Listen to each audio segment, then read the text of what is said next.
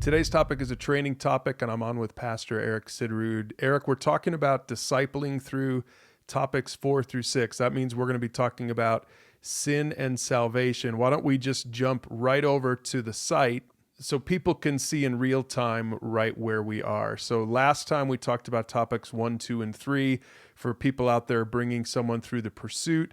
And now we get to that trusting Jesus module, topics 4, 5, and 6. And Eric, this is right up your alley, isn't it? Yeah, definitely. Getting to know who God is and sin and trusting Jesus is my favorite topic.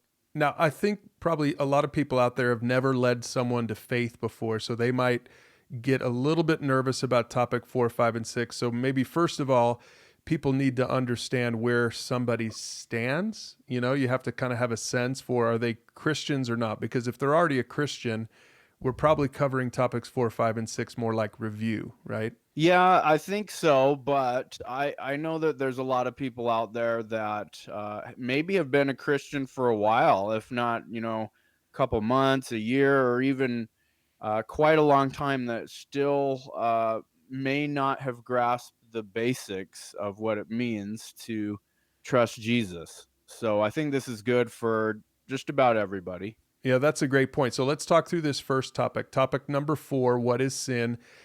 Is there anything here on this sin topic that you want to make sure people are aware of before they start mentoring someone on topic 4? Helping a person understand, where sin came about in the first place, which is in that first point. I believe that's important for everybody to realize before they even move on, because if you don't understand your sin and that you are broken, then it's really hard to understand what we need Jesus for. So, Eric, what's your goal at the end of topic number 4? Because again, you're going to be covering topic 5 next, which is who is Jesus, and then topic 6, which is really the big payoff. So, what are you shooting for by the time you are finished talking through topic 4 with someone you're mentoring? I'm just trying to get people to understand that we are not as good as we think we are. And in fact, we have done a lot of things in our lives and have also inherited this problem that causes us to go against God and to trust our own opinions, our own ideas, and so that in and of itself is basically the definition of sin. And I'm just trying to get people to understand that they need to get to a point where they admit that they get out of denial that there is a problem, and that they admit that they need help. If you haven't gotten personal yet with the person you're discipling, I think by topic 4, you might start getting pretty personal. And then we're going to move to topic 5, Eric, which is all about Jesus. So topic 4 is understanding us and sin. Topic 5 is understanding Jesus, because if we don't understand Jesus, then really there's no hope for us, right? Right. Yeah. Jesus is our only hope with this sin problem that we have. He's the only one that is qualified to take care of it for us. And so we better get him right. Now, this one gets a little bit technical. I mean, not super technical, but who is Jesus? We're talking about the fact that he's fully God and fully man, and he created everything. He existed before creation. He holds all creation together. He lived a sinless life. He died on the cross. So we're talking about his work. We're talking about his person. And so for some people, Eric, this might be a little bit over their heads. Not everyone has a, seminary degree like you. So what would you say about this topic? I don't think you have to fully understand everything about God, because if you could do that, then God wouldn't be God, right? God is somewhat a mystery to us. So his nature and how Jesus could be God and man at the same time, those are important things to understand. But if we have more questions about this, we can stay on this topic for a while, right? There's Right. can browse more topics underneath right there on the site, more Yeah. on trusting Jesus, and Yep. we can just keep having conversations about that until it becomes something you're comfortable moving on from. Yeah, I So think that's a great point, Eric. So for mentors out there, don't feel like you have to rush through from topic, 1 to 2 to 3 to 4 to 5 all the way in order. You might get hung up here on the sin topic or on the Jesus topic and say, well, let's spend some more time on it. you're not supposed to be the Bible answer man. I think mentors will be happy to hear that. You're just walking with someone, helping them discover the truth of the Bible. So maybe if they ask a question about the Trinity, you say, you know what? Let's go check that out and go to that theology category, go to faith and theology up in the menu, and you'll find stuff on the Trinity.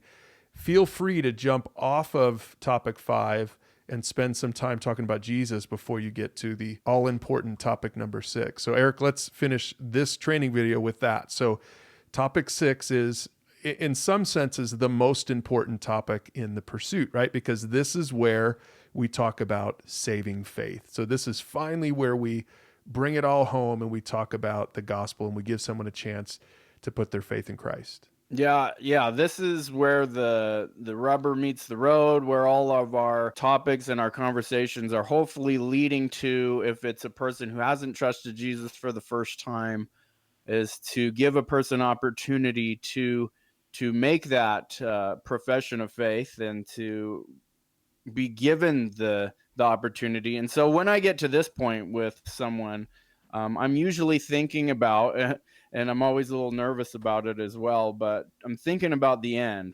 I'm starting the conversation saying, hey, look, it's by faith alone, by grace alone, like it says in Ephesians 2:8 and 9. It's not of your own works. But I'm thinking about the end of the conversation where, okay, what do I got to do? And so we have on here on the site an example of the sinner's prayer. If you wanted to walk someone through that, that's the same type of prayer I walk through with people on Sunday mornings at church. It's a personal thing that happens, but this is one of the most exciting portions of mentoring a person that you will ever have if you get this opportunity. Now, you mentioned, Eric, that you get nervous even on this topic, and I'm with you. I feel the same way. I mean, kind of a nervous excitement. Like, I want to see what God's going to do in this person's heart. So if I've been mentoring someone and they're not a believer yet, they've been discovering things this whole time for weeks with me in my mentoring conversations with them. And now what I do, I want to tell mentors out there, make sure you're praying before this meeting. You should pray before every meeting, right, Eric? But pray before this meeting. Say, God, I want you. I remember with one guy I was mentoring, before I met him for lunch to do topic 6, I just was like, God, if this is the day, pray that you would make it clear to him, make it clear to me, give me the words to say. And what I love about this topic, Eric, is for people out there who are nervous at this point, it's just right there in the discussion questions. Question number 6, because it's kind of a hard thing to get to for some people. So this is one where you maybe just ask question number 6. It says, have you put your faith in Jesus for salvation? If so, when? If not, are you ready to do it today? See the sinner's prayer above. So what I love about this, Eric, is sometimes it's awkward to get to that question. But in this case, just say, hey, let's do question 6 together and let them answer it. And if they're like, I don't know if I have, or maybe I have, and then say, well, when was that? If they're not sure, and this, Eric, this is what I do, is I say, if you're not sure, do you want to just do that today? Do you want to do that with me right now? I mean, why send them away if they're unsure? Yeah, that's exactly how I felt. There's been times where I've let it go and let them go and think about it for a while, and I've left maybe, man, I would have asked him that question, But there it is, right there in the writing. It makes it a lot easier. It kind of takes the pressure all off of you. You're going through this together. And so for the leader or the mentor taking someone through this, that's why this is a great resource to have. And I love it. You just ask them in the end, are you ready? Do you think you're ready? And usually if we're all prayed up and they've been walking with you through this, they're usually ready to do it. They sometimes just need a little nudge like this question. So.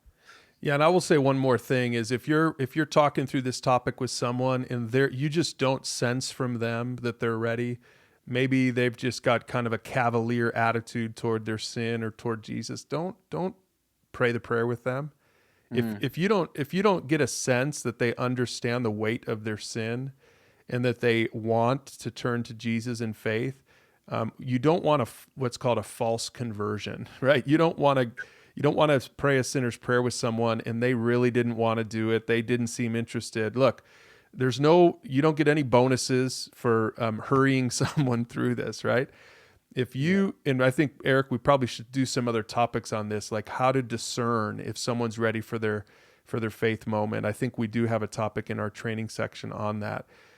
If you just have a sense, I don't know if they're ready. Doesn't seem like they're repentant, like they just have a desire to honor God, then just maybe it's not time for that. Maybe it's not time for this saving faith topic. In fact, you might go on to topic 7, 8, and 9, and then circle back around to topic number 6, if you feel like that's creating a hunger in them for that saving moment of faith. So, Eric, thanks for talking through this topic with us on this training, in this training conversation, discipling through topics 4 through 6. So for all of you out there who are getting ready to go through this part of the pursuit, make sure you're prayed up. Make sure you talk about it and get ready to help someone pursue God.